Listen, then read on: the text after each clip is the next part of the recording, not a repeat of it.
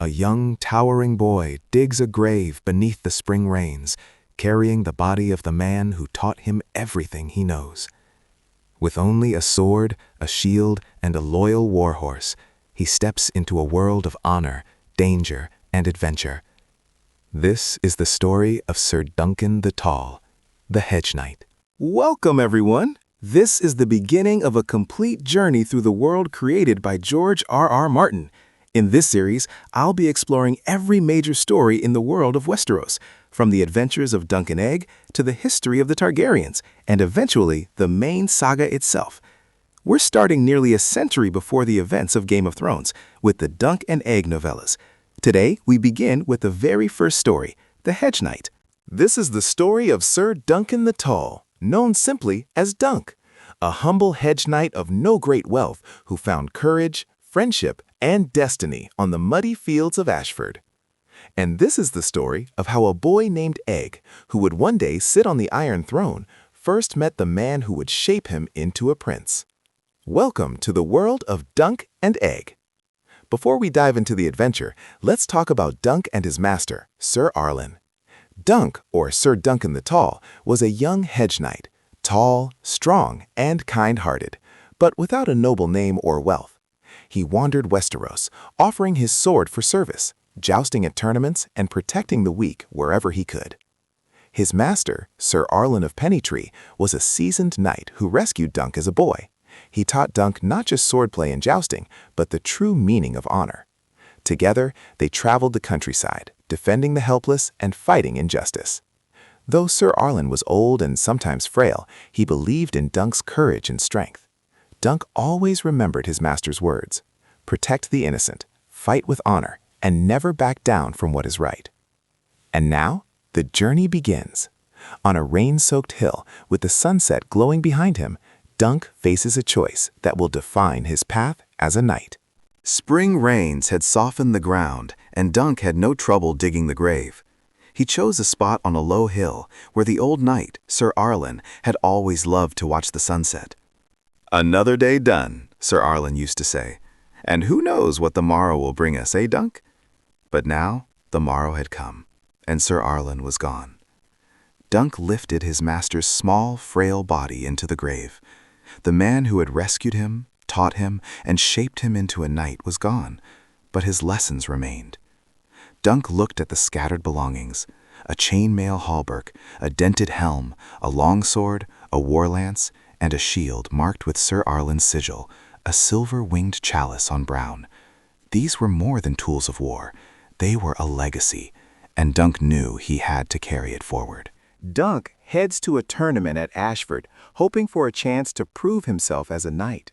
Along the way, he meets a young boy who boldly introduces himself as Egg.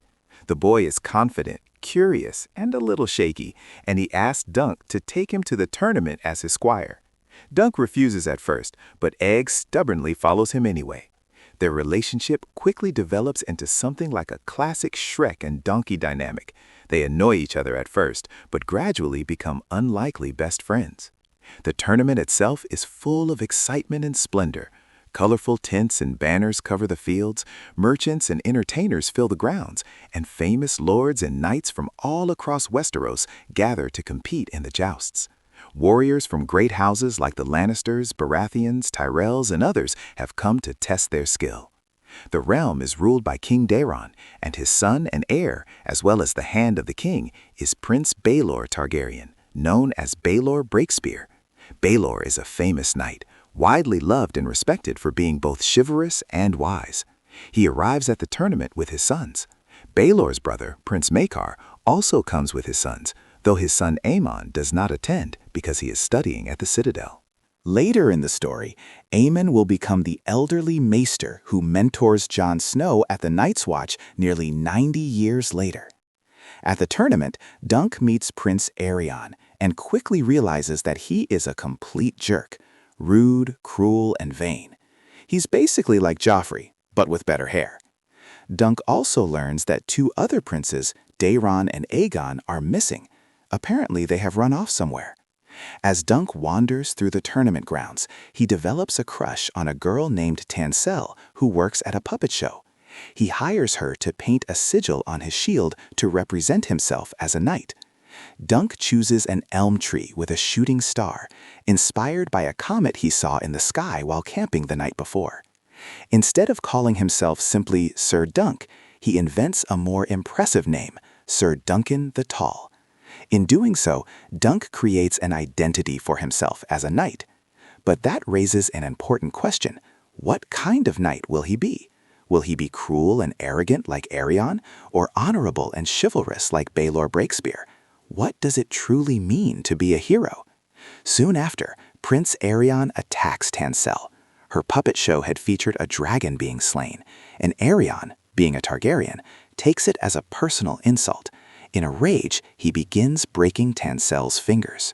Dunk instinctively jumps in and beats up Aerion to defend her. It's the right thing to do, but it's also an incredibly dangerous thing to do. Westeros is unfair, and Hedge Knights are not allowed to strike royal princes. Dunk could easily be executed for what he's done, and Tanselle might not even be spared. So is Dunk's action heroic or simply foolish? During her puppet show, Tanselle says something important. All men are fools, and all men are knights. What she means is that everyone has some desire to be a romantic hero, to save maidens and fight dragons. That feeling may be ridiculous and naive, but it's also part of what makes us human. Aerion nearly has Dunk killed on the spot, but at the last moment, Dunk is saved by Egg. It turns out, Egg is not just a random peasant boy. He is actually Prince Aegon Targaryen, son of Prince Maekar and grandson of the king. Egg explains that his father originally wanted Prince Daeron to compete in the tournament with Egg as his squire, but Daeron hates riding and fighting, so instead he ran off to get drunk. Before leaving, he shaved Egg's head to hide his distinctive Targaryen silver-gold hair. Interestingly, Daeron himself has brown hair, and their uncle Baelor also has darker hair because of his Dornish mother. This detail is often pointed out by fans as possible evidence supporting the theory that Jon Snow could be the son of Rhaegar Targaryen and Lyanna Stark, showing that not all Targaryens necessarily have blonde hair. Egg apologizes for lying about who he is, but Dunk forgives him because Dunk himself has also been lying. Dunk implied he was a knight, even though he was never formally knighted. Egg also points out something interesting. Both he and Dunk are from King's Landing. The difference is that Dunk grew up in the slums of Flea Bottom, while Egg grew up in the royal palace on the hill. Throughout the story, their friendship explores the very different perspectives of the rich and the poor. Prince Aerion demands that Dunk be punished. Dunk responds by requesting a trial by combat.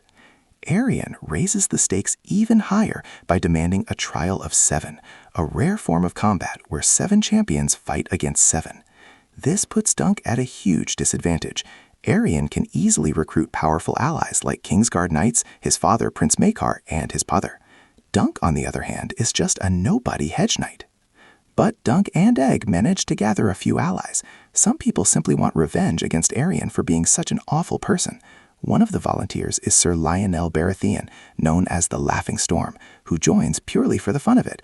Lionel is famous for laughing while he beats his opponents in battle, and he is an ancestor of Robert Baratheon, Stannis Baratheon, and Gendry. Dunk also recruits a young knight named Raymond Fossaway. Raymond ends up falling out with his cousin Steffan Fossaway after Steffan betrays Dunk by switching sides and joining Aerion in exchange for promises of power. This moment splits House Fossaway into 2 branches that remain divided for generations, the Red Apple Fossaways and the Green Apple Fossaways. Raymond says he would rather be an unripe green apple than a rotten red one like his cousin. On the morning of the trial, Aerion has 7 knights ready to fight. Dunk still desperately needs 1 more champion. Standing before the crowd, he begs for help and asks, "Are there no true knights among you?" Every knight has sworn an oath to defend the innocent, but none of them step forward.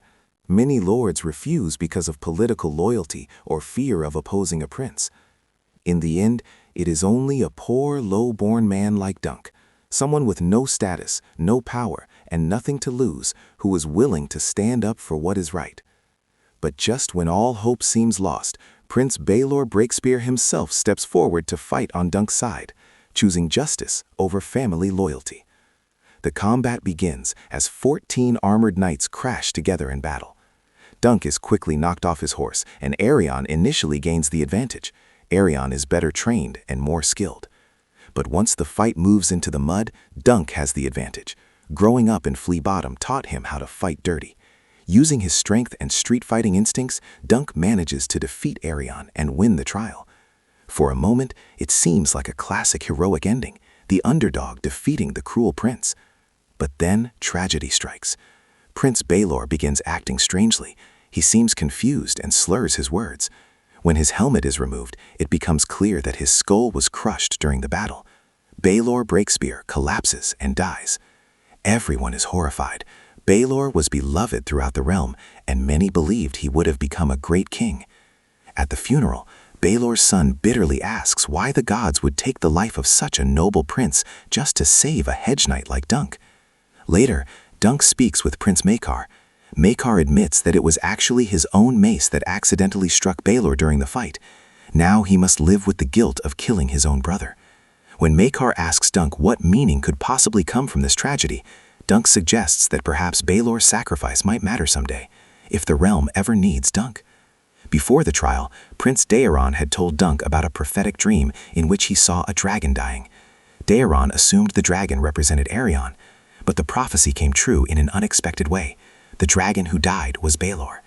Throughout the history of House Targaryen, prophetic dreams often come true in strange and tragic ways. Years later, history unfolds in dramatic fashion. King Daeron and Prince Valar die during a plague. When Daeron's other sons die as well, Maekar eventually becomes king. Maekar later dies in battle during the Peak Uprising. Prince Aerion dies after drinking wildfire because he believes it will transform him into a dragon.